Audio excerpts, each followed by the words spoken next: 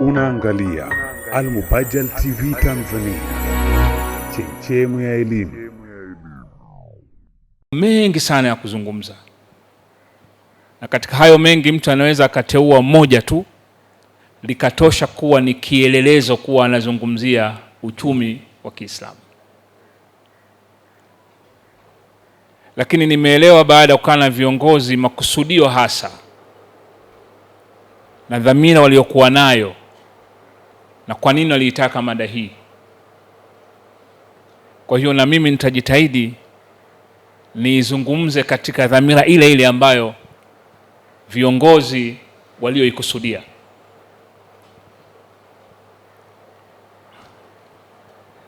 Uchumi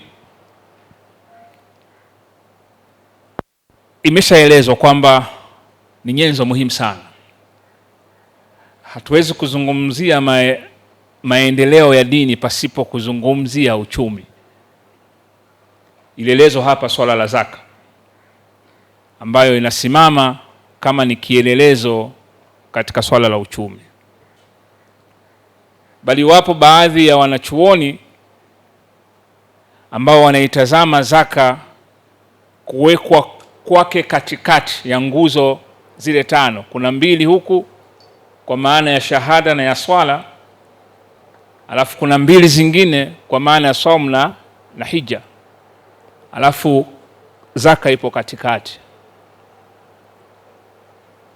Wanakwenda mbali kusema huu ndio muhimili wa dini, kwa sababu kama hauna nguvu ya kiuchumi, maanake yote tutakayozungumza haya yanaweza yasiwe katika sura ile ambayo inatakiwa iwe.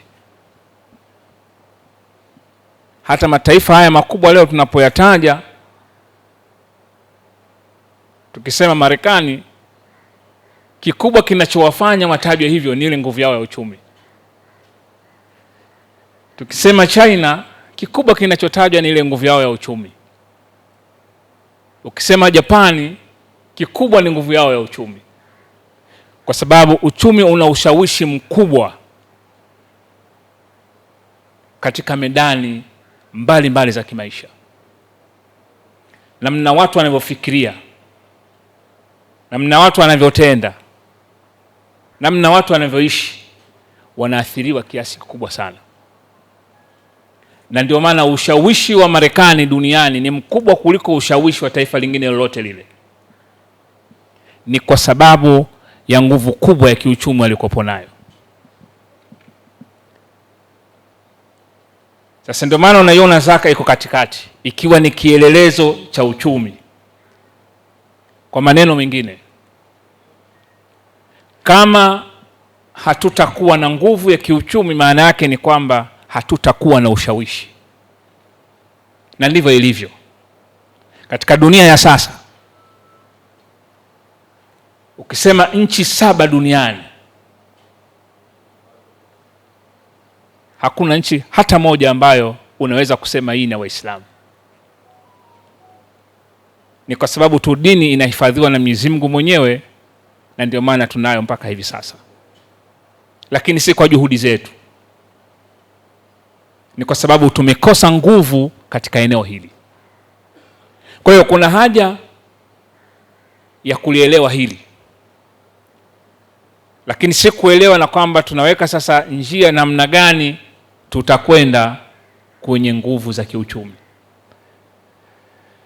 Sasa sina haja ya kuelezea maana kwamba uchumi maana yake ni nini, ni taaluma ya darasani, lakini nataka kuzungumza zaidi kwenye matendo.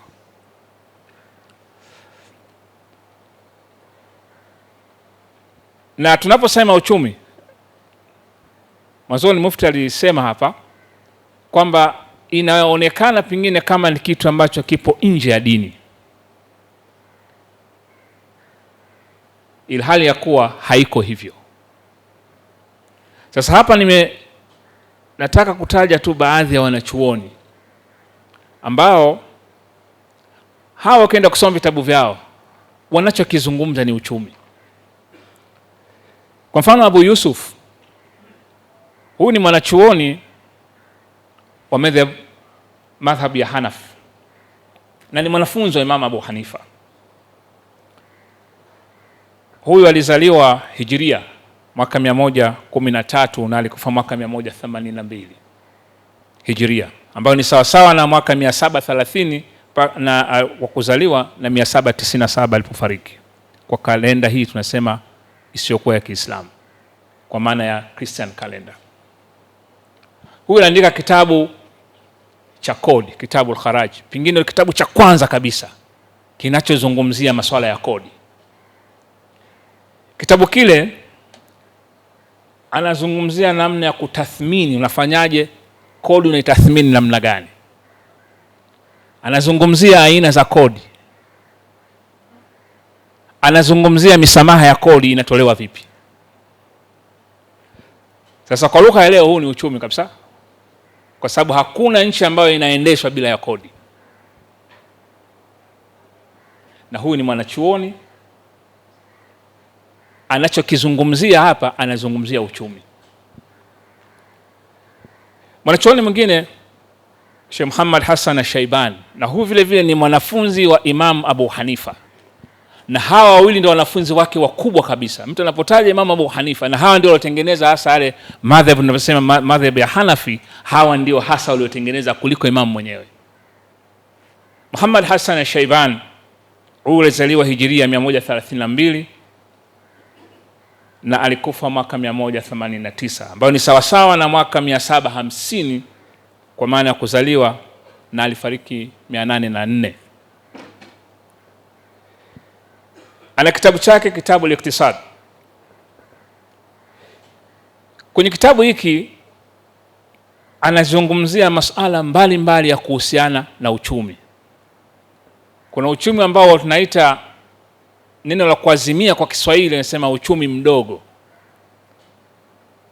yani microeconomics, na uchumi mpana ambao unaitwa macroeconomics. Uchumi, somo la uchumi ukilitamka kwa mtu yoyote ambaye anajua uchumi, uchumi una makundi makubwa mawili. Kundi la kwanza ndio ambalo tunaita uchumi mdogo kwa maana ya microeconomics, na uchumi wa pili ambao tunaita uchumi wa jumla ambao ni macroeconomics. Kwenye kitabu chake hiki anazungumzia hizi aina mbili za uendeshaji wa uchumi, na ndio unatumika duniani kote. Hata ukisikia bajeti mbalimbali serikali zinaandaa mabajeti, ni lazima watagusa kwenye eneo la micro kwa maana ya ule uchumi mdogo, na watagusa kwenye eneo la macro kwa maana ya uchumi mkubwa. Mwanachuoni mwingine Imam al-Ghazali, Hijiria alizaliwa mwaka 452 na alikufa mwaka 505, ambayo ni sawasawa kwa kalenda ya isiyokuwa ya Kiislamu kwa maana ile ya Christian calendar. Alizaliwa mwaka 1058 na alikufa mwaka 1111. Imam al-Ghazali anazungumzia umuhimu wa uchumi wa pesa. Alikuwa anapinga uchumi unaoendeshwa wa kubadilishana bidhaa ambao wanaita barter trade. Alikuwa anapinga kwamba una dhulma ndani yake. Uchumi unaendeshwa kwa utaratibu wa pesa ambao inaitwa money economy, na ndio uchumi ambao unaendeshwa duniani hivi sasa, ni money economy, uchumi wa pesa. Mwanachuoni mwingine Ibn Khaldun, huyu alizaliwa 1332 na amekufa 1404, bali katika maeneo mengine wanasema ni 1406. Katika kitabu chake ambacho ni maarufu al-Muqaddima, kwenye kitabu kile anazungumzia masuala ya kiuchumi, anazungumzia masuala ya kijamii, anazungumzia masuala ya siasa.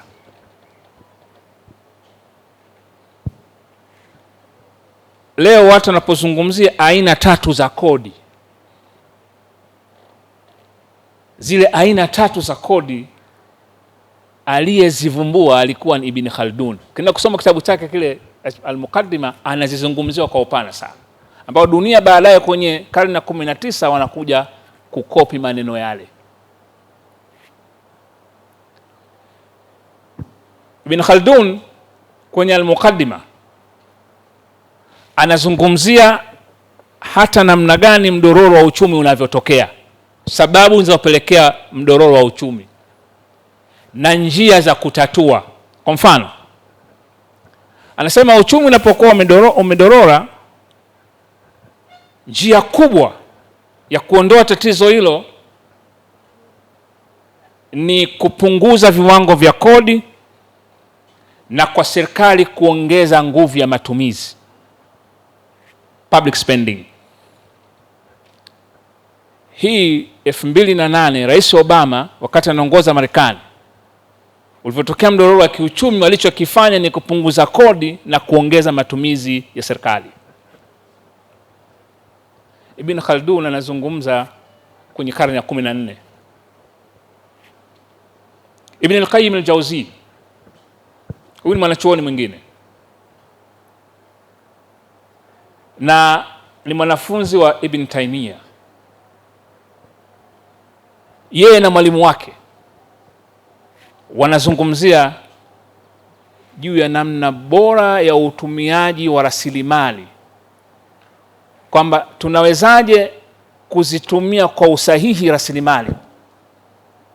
Hii imewapelekea wazungumzie umuhimu wa bei. Leo watu wanapozungumzia nadharia ya kwamba nguvu ya mnunuaji ama nguvu ya bei ama bei itapangwa kulingana na nguvu ya mtu anayetaka kile kitu na anayeuza kile kitu, wachumi wanataga demand and supply.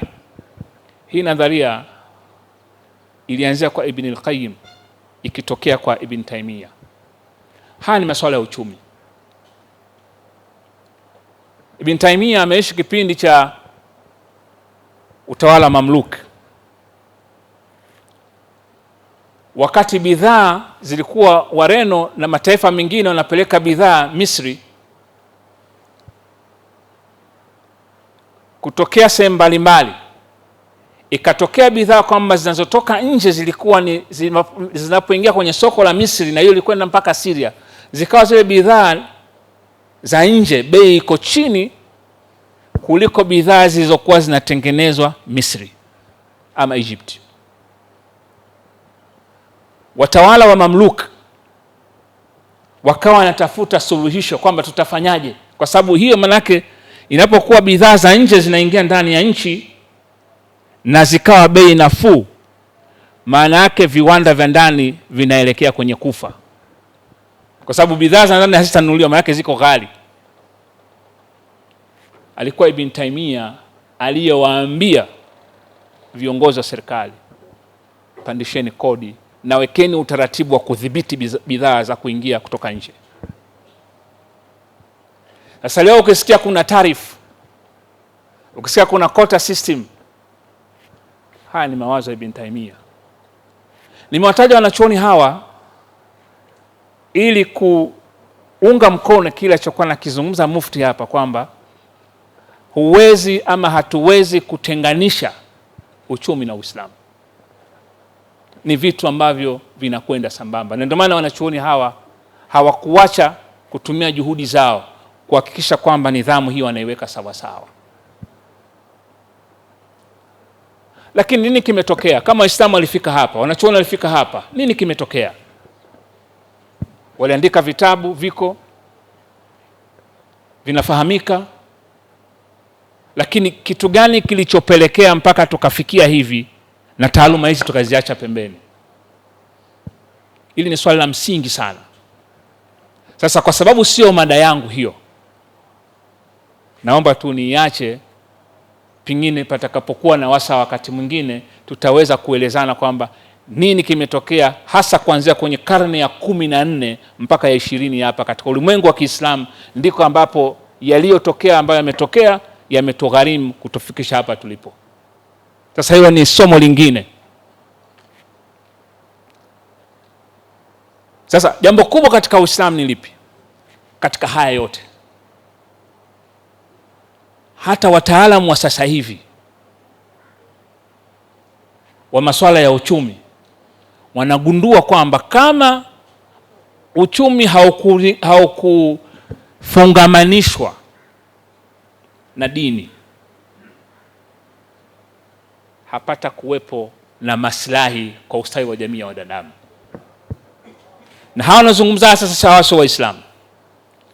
Kwa mfano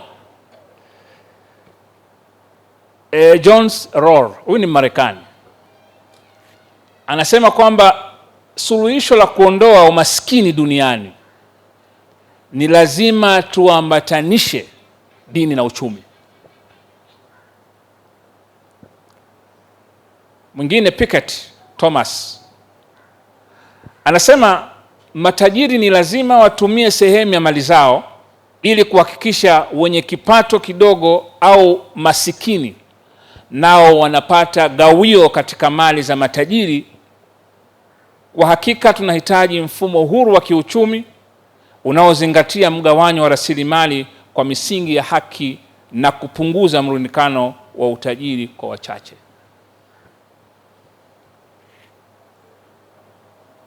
Mama mmoja wa Kifaransa ambaye alikuwa ni mkuu wa shirika la fedha duniani IMF, Christine Lagarde,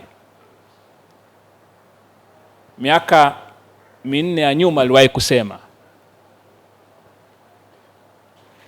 kuna haja ya kubadilisha mfumo wa uchumi tuliokopo nao duniani hivi sasa, kwa sababu unaendelea kutengeneza matajiri wachache na kufanya wengi kuwa maskini,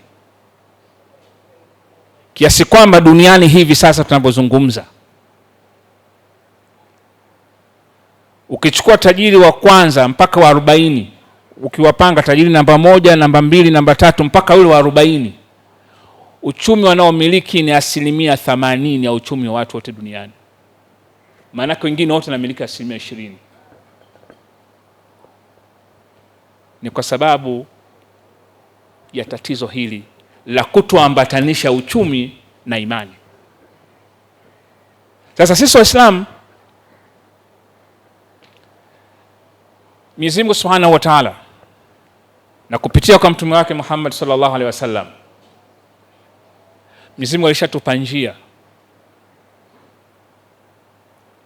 Na hapa ningependa pengine nigusie vitu viwili tu, lakini kimoja nitakizungumzia kwa upana ili kukioanisha na muktadha ambao sisi tunao.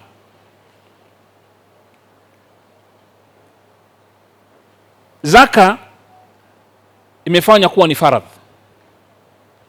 Najua mashaka mnafahamu taratibu zake, masharti na nini, sina haja ya kwenda huko. Lakini tunajua zaka. Bali Mwenyezi Mungu na ndani kupitia kwa mtume wake Muhammad sallallahu alaihi wasallam na maswahaba wakaenda na tabia hiyo ya kuna kitu kinaitwa wakfu. Uislamu huu umefika hapa.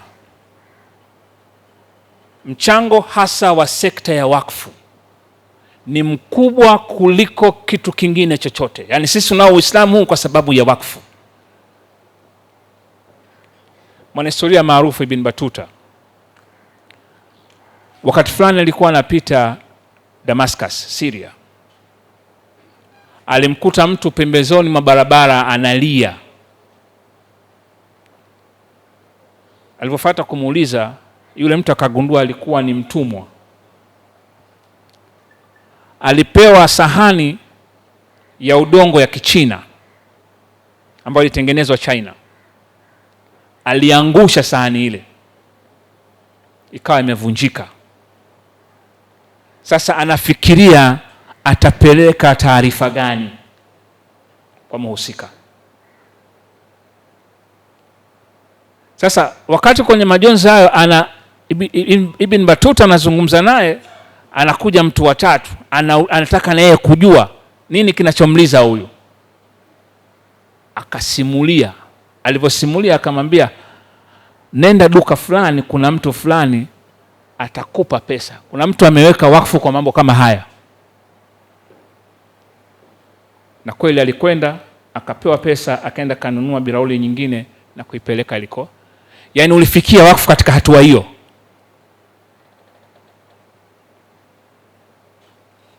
Bali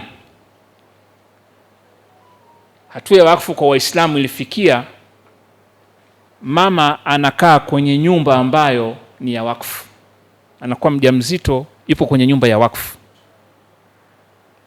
anakwenda kujifungua kwenye hospitali iliyojengwa ama ni hospitali ya wakfu. Madaktari walioko pale wanaotoa tiba wanalipwa mishahara kutoka kwenye wakfu. Mama anajifungua, anarudi kwenye nyumba yake ile ile ya wakfu, mwanawe anakwenda kusoma kwenye shule ya wakfu.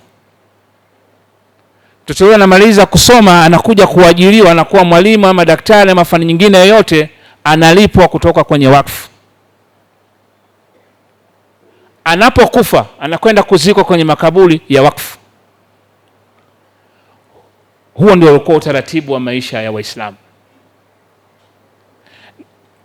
na ndio maana sisi leo umetufikia kwa sababu waliotoka nyuma walifanya kazi hiyo. Sasa kwa taasisi zetu hizi nini cha kufanya? Ni kwamba lazima turudi kwenye mifumo hii. Ni kwamba lazima tuweke mkazo na tuwe na fikra mpya zinazoendana na mazingira yetu ya sasa juu ya ukusanyaji na utumiaji wa zaka na namna gani tunaweza kwenda kwenye wakfu. Hili ni eneo muhimu sana. Hakuna namna nyingine kwa sisi Waislamu ya kutoka hapa katika kiwango cha umaskini tulichokopo nacho bila ya kutumia zaka na wakfu. Tafiti zinaonesha kwa hapa Tanzania wakfu unafikia wastani trilioni 1. Zaka inafikia wastani wa trilioni 1. Na duniani kote wakfu zaka inafikia wastani wa dola trilioni 1. Watafiti wanasema kiwango cha zaka kilichopo duniani ni kikubwa kuliko mfuko wote wa kuleta maendeleo ya jamii duniani. Ni eneo ambalo hatujalitumia. Mwenyezi Mungu atufanyie nini? Wakati mwingine hata wanafunzi wangu darasani wanawaambia, unaona umaskini uliokuwa kwa jamii ya Uislamu, huu ni umasikini wa kujitakia kabisa. Ametajwa sahaba hapa Abdurrahman bin Auf. Alipofika Madina, yeye alitaka soko, alijua soko liko wapi. Na kama alivyosema mzungumzaji alitangulia hapa, baada ya Mtume sallallahu alaihi wasallam kuwa ameweka msikiti, kilichofuata ilikuwa ni soko. Ndio taasisi ya pili. Ingawa kuna jambo lingine muhimu sana katika hili. Wapo wataalamu wa uchumi ambao wanasema kitu cha kwanza ambacho Mtume sallallahu alaihi wasallam alikifanya ilikuwa ni kununua ardhi. Ndio kitu cha kwanza tukifanya. Kwa sababu ardhi ndio kila kitu.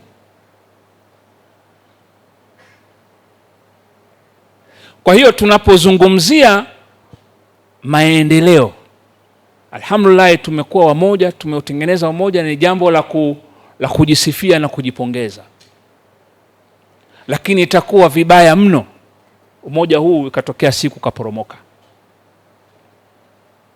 Sasa na njia za kutufanya tuendelee kuwa wamoja, moja wapo tuweke taratibu za namna gani tutaimarisha hizi taasisi zetu, bali na Waislamu hata wale ambao hawamo ndani ya hizi taasisi watanufaika vipi, waliopo mkoa wa Tanga na nje ya mkoa huu. Hili litatufanya tuendelee kushikamana na tuwe na nguvu kubwa ya uchumi na tuwe na ushawishi. Na hakika wapo watoto wanakosa kwenda shule kwa sababu ya ada. Kuna Waislamu ambao wanakosa matibabu kwa sababu hawana uwezo. Kuna wajane ambao wanatembea mabarabarani, wanaingia kwenye mikopo ya riba ambayo inawaumiza. Haya yote tuyatazame kama ni sehemu ya matatizo ambayo sisi tutafute suluhisho lake,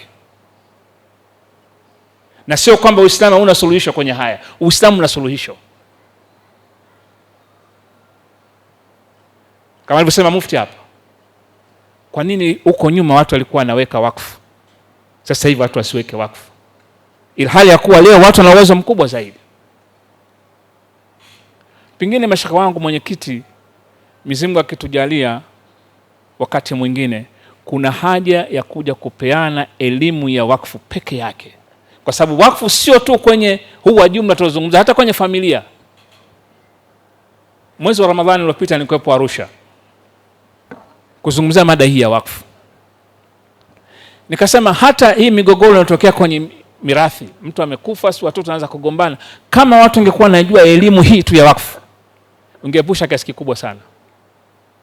Kwa sababu unaweza ukawa na wakfu wa familia, ukasema kwamba wanataka wanufaike huyu na huyu, ama hawa kizazi changu hiki, na ukawekea utaratibu kwamba mtapewa hiki na hiki na hiki, na wakapewa hicho ambacho wamekiainisha. Unalinda ile mali ambayo inaweza ikawa inarithiwa familia mpaka familia, ama kizazi mpaka kizazi, ukiwekea misingi mizuri. Hao tunawasikia matajiri wakubwa kina Rockefeller, ule ni wakfu ambao unakadiriwa kuwa una zaidi ya miaka 200. Lakini Rockefeller mwenyewe alivyoweka ule wakfu wake, wala wanaita nini, trust, ni wakfu kabisa. Ni mali ambayo ndo familia tajiri duniani kuliko familia nyingine yote, na ni kwa sababu ya ule wakfu, kwa sababu wanarithiana kizazi kwa kizazi. Sisi kwenye Uislamu tunayo hii. Kwa hiyo kwenye ngazi ya familia unaweza ukafanya, lakini kwenye ngazi ya jumla ya jumuiya nzima Uislamu tunaweza tukafanya. Kwa hiyo ningeomba sana viongozi wangu, kwa sababu mmenikaribisha sana na nashukuru, tukipata nafasi siku za usoni, pengine kuwa na viongozi wa taasisi, tukalizungumza swala la wakfu, tukaliwekea utaratibu na namna gani tunaweza tukashawishi ili tuweze kupata fund za kutosha kuanzisha mfuko wa wakfu, ambao naamini tukifikia hapo kwa kiasi kikubwa sana tutakuwa tumesonga mbele. Unaangalia Al Mubajjal TV Tanzania, chemchemu ya elimu.